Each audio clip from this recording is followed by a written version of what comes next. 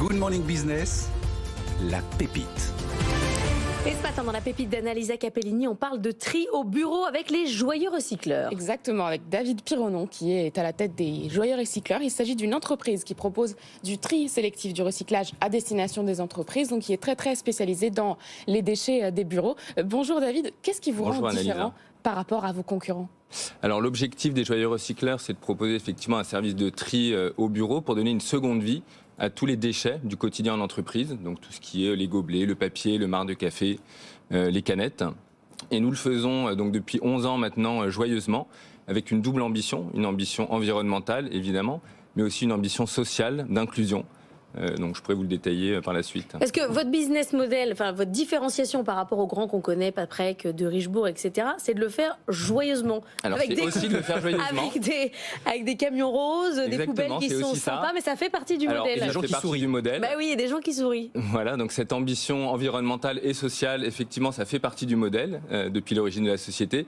Et après, c'est évidemment un service sur mesure, puisqu'on est, comme vous dites, une PME, nous sommes 40, basés à Paris. Et l'objectif, c'est d'avoir un service sur mesure et vraiment ad hoc pour chacun de nos clients, et un service qui reste simple, lisible et à un prix abordable, puisque ça démarre à 60 € par mois. Ça veut dire quoi sur mesure? Ça veut dire que je peux choisir mes box en fonction de ce que j'ai envie de recycler. Je voyais sur votre site, il y avait au moins 8 ou 10 box différentes. Il y en a pour le marc de café, il y en a pour les capsules, le verre, etc. Donc c'est aussi ça la personnalisation. Exactement.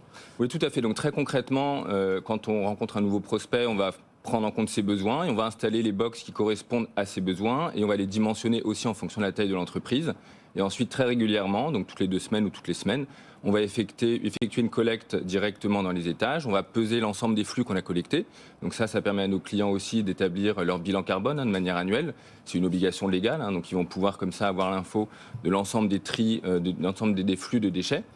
Et ensuite, tout est emmené dans notre entrepôt, qui est dans le 18e à Paris, pour être revalorisé. Donc là, on va vraiment donner une seconde vie à tous ces déchets, chacun ayant ensuite son flux de valorisation spécifique.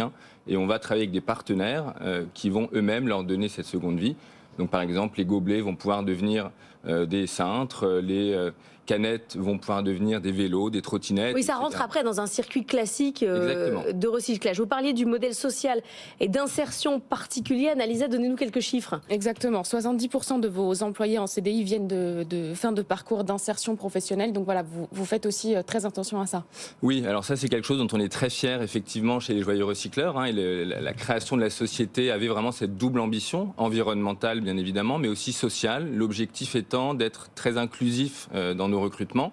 Donc comme vous le dites, on recrute des salariés qui sont en fin de parcours d'inclusion avec Ares Atelier, donc qui leur donne une chance. C'est quoi des salariés en fin de parcours d'inclusion? C'est-à-dire qu'ils ont fait quoi? Ils viennent de quel parcours? Alors ils peuvent avoir fait plein de choses, mais toujours est-il qu'ils étaient éloignés de l'emploi et que l'association Ares Atelier va leur permettre, avec un parcours de 6 mois à 2 ans, de remettre le pied à l'étrier avec différentes formations. Et ensuite, nous, à cette fin de parcours, on va leur permettre d'avoir un emploi chez nous, d'abord en CDD et ensuite, si tout se passe bien, en CDI. Et en parallèle de ça, et c'est aussi une des valeurs clés à l'origine de la création de la société, pour chaque kilo collecté, on va reverser 5 centimes à cette association Ares Atelier. Donc le tri est une action positive, c'est pas quelque chose de contraint qui est fait sous la menace. Donc c'est un double partenaire pour vous, c'est-à-dire qu'ils vous fournissent à la fois une main-d'œuvre qui est quasi qualifiée, vous les reformez derrière ou ils arrivent quasiment... Alors il faut qu'ils aient le permis.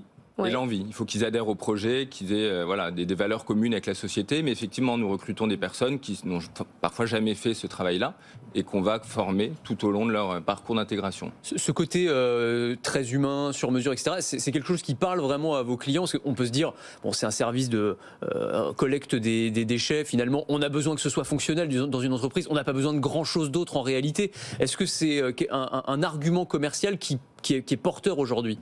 Oui, c'est un argument commercial qui est porteur. Vous avez 2000 clients. Oui, il y a 2000 clients, effectivement. Il y a des clients. Donc il y a une demande, en tout cas. Oui, non, il y a 2000 clients. On a déjà un modèle qui existe depuis 11 ans.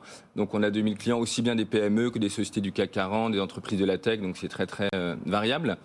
C'est une valeur qui est très importante pour nos clients Et de plus en plus, avec toutes les politiques RSE qui sont mises en place, aussi bien la valeur de l'écologie, transition écologique, mais aussi cette valeur humaine d'inclusion. C'est quelque chose qui est très important pour nous, avant d'être un argument commercial, mais qui effectivement pour nos clients est souvent aussi mis en avant dans le cadre d'une politique plus globale de RSE. Ils vont pouvoir expliquer à leurs salariés cette démarche et également à leurs partenaires ou à leurs clients. Ça fait 10 ans que vous existez, vous avez 40 employés. Qu'est-ce qu'il faut là aujourd'hui pour accélérer? C'est super, 14 camions, mais est-ce que vous pouvez aller plus loin, grossir encore plus? Oui, bien sûr, on peut aller plus loin et c'est l'objectif un peu de cette seconde phase où moi j'ai repris la direction de la société récemment. L'objectif, c'est de vraiment construire sur ce qui a été fait. Il y a des bases extrêmement solides, il y a une croissance qui a été très mesurée depuis le début, sans levée de fonds. L'objectif, c'est de se développer. On a des clients chez qui on est toutes les semaines ou toutes les 2 semaines.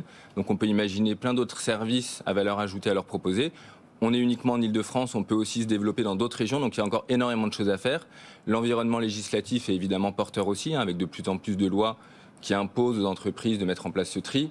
Donc il y a vraiment énormément de possibilités de développement. Vous cherchez à lever combien? On ne cherche pas à lever des fonds. Ah, vous voulez pas de fonds? Pour l'instant non, mais si on cherche à lever des fonds, peut-être qu'on reviendra vous le dire. Mais pour le moment, on a une croissance totalement saine, sans lever de fonds. Mais c'est pas obligatoire. On n'est pas obligé de lever des fonds. Merci beaucoup d'être venu nous voir ce matin, David Pironon, directeur général des Joyeux Recycleurs.